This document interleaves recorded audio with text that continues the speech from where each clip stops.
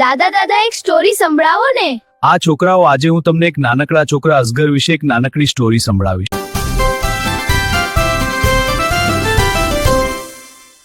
અસગર 7-8 વર્ષનો નિર્દોષ અને ખુશમિજાજ છોકરો હતો.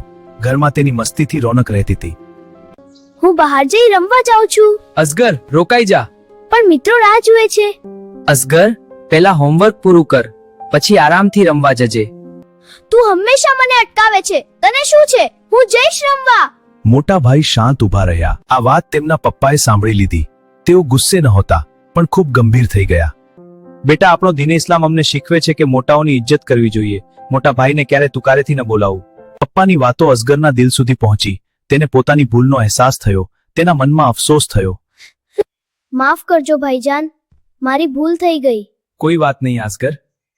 પપ્પાના ચહેરા પર ખુશી હતી. તે દિવસથી અસગર હંમેશા મોટાઓનો સન્માન કરતો રહ્યો. તો બાળકો, જો તમને અમારો વિડીયો ગમ્યો હોય તો શેર ટૂન સેન્ટરને સબસ્ક્રાઇબ કરો.